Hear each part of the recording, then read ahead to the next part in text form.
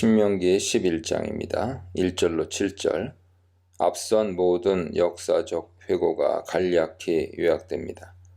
하나님은 큰 권능으로 이스라엘 백성을 이집트에서 구출하셨으며 거듭 반역하는 백성들을 이끌고 오늘 모압 광야까지 인도하셨다는 것입니다. 모세는 그 하나님을 사랑할 것을 권면하고 그분의 책무와 법도와 규례와 명령을 언제나 잘 지킬 것을 당부합니다. 여기서 책무라는 말이 처음으로 사용되죠. 이것은 하나님의 백성으로서 반드시 지켜야 할 직무나 의무사항을 말합니다. 그분은 과거의 역사를 통해 충분히 교훈을 주셨습니다. 교훈은 히브리어로 무사르라고 하는데, 무사르는 육신적 고통을 수반하는 몸으로 체득된 교훈을 뜻합니다. 사실 출애굽 이후의 모든 이적과 기사는 출애굽 당시의 압도적인 하나님의 이적과 기사를 능가하지 못합니다. 이후의 숱한 기적들과 신비한 경험들, 즉 만나와 메추라기 공급과 극적인 식수 공급까지도 이에 비할 수 없습니다. 이집트에서의 하나님의 큰 권능의 역사와 홍해를 가르신 일은 이후의 모든 기적들을 대표하는 사건들이죠. 모세가 지난 역사를 총정리하면서 이집트에서 있었던 최초의 하나님의 권능의 역사를 끄집어낸 이유가 이것입니다. 그런데도 그들은 이 하나님마저 신뢰하지 못한 채 광야에서 배교와 반역을 반복하며 잠깐의 시련을 견디지 못하고 불평을 쏟아냈습니다. 그럼에도 불구하고 하나님께서는 이 패역한 백성이 광야의 숱한 난관과 역경들을 뚫고 지금에 이르게 하셨습니다. 그들은 광야에서 어떤 역겨운 짓을 했습니까? 모세는 가장 극단적 사례 하나를 대표로 끄집어냅니다. 이것 역시 초기에 발생한 사건으로 정탐꾼 사건을 능가하는 이스라엘 최대의 배교 행위였습니다.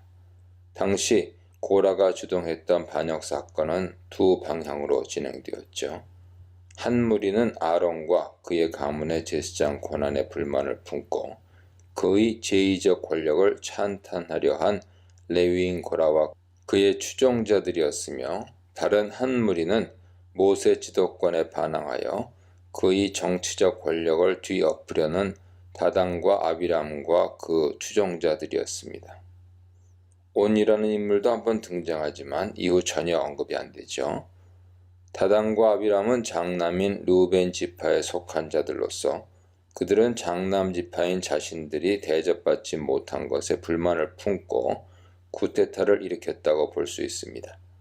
두 무리는 목적이 달랐으나 한패가 되어 이스라엘 백성을 선동하고 하나님이 정하신 권위와 공동체 질서를 무너뜨리려 했습니다. 반란이 두 방향으로 진행된 것처럼 심판도 두 방식으로 집행되었습니다. 고라와 250명의 추종자들은 성막 앞에서 하늘의 불을 맞고 몰살당했으며, 다단과 아비람 일행은 진영에서 세를 규합하다가 땅이 갈라져 집단 매장되었습니다. 민수기는 다단과 아비람에게 속한 모든 사람과 그들의 재산들, 그리고 살아있는 가축들도 매몰되었다고 보고합니다. 신명기는 다시 한번 이 보고에서 민수기와 엇박자를 내는 것처럼 보이죠. 민수기는 고라가 주동해서 다단과 아비람 그리고 온이 세력을 규합했다고 보고하지만, 신명기에서 모세 회고는 고라가 누락된 채 다단과 아비람만 등장합니다. 이에 대한 랍비들의 전통적인 설명은 모세 연설에서 고라가 빠진 이유는 당시 심판의 불길을 피해 살아남은 고라의 아들들을 모세가 배려했기 때문인 것으로 해석합니다. 실제로 민수기 26장 9절 10절은 그 사건을 다시 회고하면서 반역의 무리가 몰살당할 때 고라의 아들들은 죽지 않았다고 진술합니다. 틀림없이 고라의 자녀들 중 일부가 하나님의 경고를 따라 심판의 장소를 피했던 것입니다. 하나님의 경고의 말씀을 중시하여 살아남은 그들은 훗날 큰 축복을 받았다고 성경은 기록합니다. 그들이 성전의 음악을 맡았고 많은 아름다운 시편의 시들을 남겼으며 또한 사무엘이 고라의 후손이었다는 사실이 놀랍습니다. 역대상 6장 34절 이하 보세요. 분명히 모세는 그 믿음의 사람들인 고라의 아들들을 배려해서 역사적 회상에서 고라의 이름을 뺀 것으로 볼 수 있습니다. 8절로 17절입니다. 이렇게 극적인 하나님의 기적의 은혜와 심판의 교훈을 경험한 이스라엘 백성은 하나님을 경외하는 마음으로 절대 순종해야만 합니다. 그분의 명령과 계명을 지키면 그들 앞에 기다리는 것은 약속의 땅과 거기서 누릴 축복이죠. 하나님의 명령과 규례와 법도는 하나님께서 주시는 번영과 장소의 축복의 원천입니다. 지금의 세대와 더불어 세대를 이어 대대손손 이 율법을 지켜 하나님께 순종하면 이스라엘은 장구한 날 동안 그 땅에서 풍요로운 복을 누릴 것이고 자손이 크게 번성할 것입니다. 장구한 날은 많은 세대로 이어지는 오랜 거주뿐 아니라 한 개인의 삶의 장수를 말한다고 볼 수 있습니다. 그 땅은 젖과 꿀이 흐르는 땅이죠. 그 땅은 이집트 땅과 같지 않은 특별한 땅입니다. 이집트 땅의 농사법과 가나안 땅의 농사법은 전혀 다릅니다. 이집트는 끝이 안 보이는 옥토가 펼쳐져 있는데 그 땅에서의 농사법은 발로 물대기입니다. 두 발을 이용해 물을 대는 작업은 이집트 농사법이었죠. 기자의 용어를 쓰자면 그것은 땅의 농사법입니다. 그것은 수문을 열고 닫을 때 발을 이용하는 작업이나 물줄기를 논밭에 있는 수로로 연결하기 위해 흙더미를 쌓는 고된 노동을 가리킬 수 있습니다. 더욱 그럴듯하게는 그것은 물통에 물을 담아 발로 걸어가서 논밭으로 운반하는 작업을 의미할 수 있습니다. 그러나 약속의 땅의 농사법은 하늘 농사법입니다. 사람이 물을 대는 것이 아니라 하나님이 물을 대십니다. 그 땅엔 많은 산과 골짜기가 있기에 하늘에서 비를 내리면 그 산과 골짜기를 채우고 그 땅은 물을 흡수해서 식물의 뿌리까지 충분한 물을 공급합니다. 어떤 사람은 물을 흡수한다 하는 표현을 매우 부정적인 뉘앙스로 해석합니다. 즉, 석회질의 그 땅의 토양이 물을 쉽게 빠지게 하여 식물이 자라기 적합하지 않다는 것이죠. 그러나 이 표현은 하늘에서 물이 수시로 내려와 땅이 그 물을 빨아들여 계속적인 수분 공급으로 식물들이 넉넉히 자란다는 뜻입니다. 다시 말해 가나안 농사법은 이집트 농사법처럼 힘들게 두 발로 물을 퍼 올릴 필요가 없다는 의미죠. 다만 문제는 하늘에서 그런 충분한 비를 내려주느냐가 관건입니다. 그러나 모세는 그 땅은 하나님께서 돌보아 주시는 땅으로 연중 내내 여호와의 눈이 항상 지켜보시며 보호하시고 공급해 주시는 땅이라고 말합니다. 만일 그들이 하나님의 말씀에 순종하면 그 땅은 젖과 꿀이 흐르는 땅이 될 것입니다. 모세는 하나님께서 순종하는 백성에게 하늘에 한없는 저수지의 수문을 열어주신다고 역설합니다. 그것은 곧 이른 비와 늦은 비죠. 비가 내리는 시점은 농사에서 가장 중요한 요소라 할 수 있습니다. 파종할 시기에 비가 오지 않는다면 그해 농사는 제 아무리 나중에 많은 비가 쏟아져도 흉년을 피할 수 없죠. 마찬가지로 수확 직전에 충분한 비가 내리지 않는다면 곡식은 줄기만 커졌을 뿐 나달이 제대로 차지 않아 흉작이 될 수밖에 없습니다. 이른 비는 음력 7월에 내리기 시작하고 늦은 비는 6개월 후인 음력 1월에 내리기 시작합니다. 하나님께서 이른 비와 늦은 비를 내려주시면 그들은 핵곡식과 새 포도주, 신선한 양질의 포도즙과 새 감람류를 넉넉히 수확할 것입니다. 그리고 가축들도 들판에 무성히 자란 풀을 마음껏 뜯을 것입니다. 그러나 그들이 하나님을 버리고 헛된 신들을 의지하고 가나안의 바알을 농경신으로 섬기면서 복을 빈다면 하늘의 수문은 닫힐 것입니다. 여호와께서 행하신 큰 일, 하나님의 농사, 이른 비와 늦은 비의 농사에 대해 묵상해 보시기 바랍니다. 18절로 20절입니다. 모세는 12장의 본격적인 율법 강론을 위해 결론적 권면을 전합니다. 6장 4절로 9절의 쉐마 헌장의 반복이지요. 21절에 나오는 새로운 표현인 하늘이 땅을 덮는 날과 같으리라 하는 것은 오역입니다.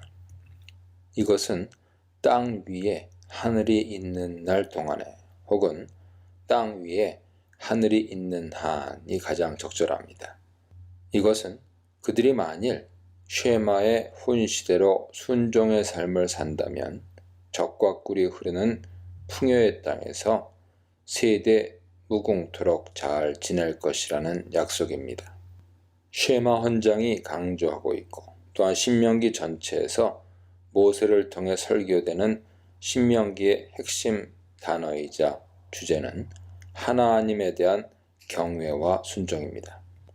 하나님을 경외하는 자는 그분의 율법을 순종하여 지키며 그분의 율법을 순종하여 지키는 자는 곧 하나님을 경외하는 자죠. 한 국가에 속한 국민은 그 나라의 헌법을 지킬 의무가 있습니다. 하나님의 나라에 속한 백성은 하나님의 통치를 받는 국민이며 그분의 법이 곧 그 나라의 헌법입니다.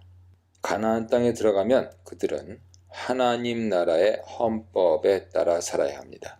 그것이 쉐마 헌장이 요구하는 하나님의 백성의 삶이죠.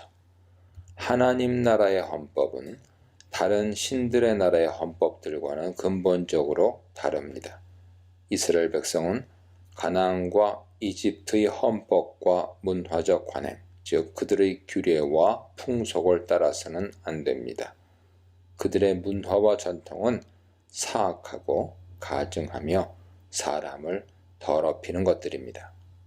21절로 25절입니다. 말씀에 순종하는 백성은 가나안 땅에 임시로 거주하며 살고 있는 모든 족속들을 모두 쫓아내고 그 땅을 점유하게 될 것입니다. 그들은 자신들보다 더 크고 강한 나라들을 제압할 것이며 결국 하나님께서 약속하신 그 영토의 경계선을 확보할 것입니다. 여기서 너희의 발바닥으로 밟는 곳이라는 표현과 너희가 밟는 모든 땅이라는 익숙한 표현이 등장합니다. 구약은 신약의 그림자일 뿐이죠. 이제 실체인 예수 그리스도께서 오셨으며 진정한 이스라엘인 교회가 설립되었습니다. 그리스도와 더불어 우리에게는 더 이상 영토 개념이 없으며 이제 영적인 영역 개념만 있을 뿐입니다. 이 영역은 주권이 행사되는 범위를 가리키죠. 하나님이 왕이시고 우리가 하나님 나라의 백성이라면 우리는 그분의 왕국의 시민이며 그분의 영토에서 살고 있습니다. 따라서 우리에게는 영적인 땅 밟기가 필요하지 실제적인 어떤 이방 종교 사찰이나 종교 시설에 들어가서 혹은 이방 종교를 믿는 선교지에서 하는 구약적 개념의 땅 밟기가 필요하지 않습니다. 바울도 신약의 전도자들도 그런 행위를 한 적이 없으며 오직 영적인 싸움을 벌이며 복음을 전하기 위해 모든 것을 바쳤습니다. 우리는 공중 권세를 잡은 사탄의 통치에 맞서 하나님 나라가 임하기를 기도하는 영적인 땅 밟기를 수행해야 할 것입니다. 이스라엘이 차지할 약속의 땅의 범위가 간단히 설명됩니다. 그것은 광야에서부터 레바논까지와 유브라데 강에서부터 서해까지입니다. 이러한 간략한 묘사로는 정확한 약속의 땅의 경계 설정이 힘듭니다. 이것은 아마도 남쪽 아라바 광야, 동쪽 레바논, 북쪽 유브라데 강, 서쪽 지중해를 지시하는 것으로 보입니다. 이것은 1장 7절에서 모세가 이미 설명한 범위인데 요약하면 24절과 일치합니다. 북쪽으로 유프라테스강 상류, 동쪽으로 요단 동편의 길르앗과 레바논 지역, 남쪽은 아라바 광야 넘어 아카바만까지, 서쪽은 지중해 연안 되겠죠. 이 확장된 국경선의 약속의 땅의 범위는 이미 출애굽기 23장 30, 31절에서 예고되어 있습니다. 또한 분명 이 국경선은 훗날 다윗과 솔로몬 시대에 성취된 경계선들과 거의 일치합니다. 사실 오경에서 약속의 땅은 두 단계로 나누어 설정됩니다. 최초의 약속의 땅과 확대된 약속의 땅이죠. 단지 요단강 서편이었습니다. 따라서 첫 단계에서 루벤, 갓, 그리고 므낫세 반지파에게 할당된 요단 동편의 땅은 약속의 땅이 아니었습니다. 민수기 34장에는 이 1차적 약속의 땅인 요단 서편의 경계가 동서남북을 따라 상세히 설명됩니다. 요약하자면 북쪽으로는 하맛 어귀, 동쪽은 요단강, 남쪽은 가데스 바네아, 그리고 서쪽은 지중해 연안입니다. 따라서 요단 동편 땅은 포함되지 않으며 북쪽은 유브라데 강이 아닌 하맛 어귀까지로 제한되죠. 그러나 하나님께서는 장차 약속의 땅의 범위를 확대해서 그들에게 주겠다고 출애굽기 23장에서 미리 예고하셨습니다. 네가 번성하여 그 땅을 기업으로 얻을 때까지 내가 그들을 내 앞에서 조금씩 쫓아내리라. 내가 네 경계를 홍해에서부터 블레셋 바다까지, 광야에서부터 강까지 정하고 그 땅의 주민을 네 손에 넘기리니 네가 그들을 네 앞에서 쫓아낼지라. 이 진술은 궁극적으로 이스라엘의 국경이 홍해에서 블레셋 바다 지중해까지, 광야, 아마도 남방 광야죠. 광야에서 그 강, 구약에서 그 강은 유프라테스 강을 말하고 여기서는 그 강의 상류입니다. 그 강까지 이른다는 것으로 신명기 진술과 일치합니다. 이 국경선은 훗날 다윗과 솔로몬 시대에 성취된 경계선들과 거의 일치하죠. 하나님께서는 이스라엘 백성이 이 땅을 다 얻을 때까지 대적들을 조금씩 쫓아낼 것이다라고 말씀하셨습니다. 따라서 궁극적으로는 요단 동편은 넓은 의미의 약속의 땅의 범위에 들어갑니다. 신명기는 현재 이 확대된 약속의 땅의 경계를 설명하고 있는 것이죠. 26절로 32절입니다. 그들은 하나님 명령을 순종하면 복을 누릴 것이나 그분의 도를 떠나 알지도 못하던 그 땅의 신들을 따라간다면 저주를 피할 수 없을 것입니다. 모세는 이 양자택일 앞에서 백성들이 현명한 선택을 하도록 그리심산과 에발산에서 특별한 의식을 진행하라고 명령합니다. 그것은 그리심산에서 축복을 선포하고 에발산에서 저주를 선포하는 행사입니다. 모세는 이 두 산이 요단강 저쪽 곧 해 지는 쪽으로 가는 길 뒤 길갈 맞은편 모래 상수리 나무 곁에 아라바에 거주하는 가나안 족속의 땅에 있다고 설명합니다. 그리심산과 에발산은 세겜을 사이에 두고 서로 남북으로 마주보고 있는 산들이죠. 세겜은 현재 나블루스 동쪽에 소재한 성읍이었는데 그리심산은 남쪽, 에발산은 북쪽에 위치합니다. 구약의 세계에서는 동쪽을 기준으로 오른쪽인 남쪽이 더 선호되는 방향이고 왼쪽인 북쪽은 열등한 방향으로 인식되었습니다. 그런 이유로 남쪽과 오른쪽의 그리심산이 축복 선포의 산, 북쪽과 왼편의 에발산이 저주 선포의 산이 되었을 것입니다. 모세는 나중에 27장에서 더 구체적인 축복과 저주 선포의 의례 절차를 설명합니다. 각 지파는 다음과 같이 자리를 배치해야 합니다. 그리심산에는 시므온, 레위, 유다, 이사갈, 요셉, 베냐민, 에발산에는 루벤, 갓, 아셀, 스불론, 단, 납달리. 레위 사람들이 가운데 서서 다양한 금지 계명들을 나열하면서 그것을 어기면 저주를 받을 것이라는 것을 하나씩 선언할 때마다 모든 백성은 아멘으로 응답했습니다. 훗날 여호수아는 아이성을 정복한 후에 모세의 이 명령을 따라 에발산과 그리심산 앞에서 이 의례를 실천에 옮겼습니다. 순종의 복 장수, 순종의 복 땅과 강대함, 축복과 저주의 맹세 에발산과 그리심산에 대해 묵상해 보시기 바랍니다.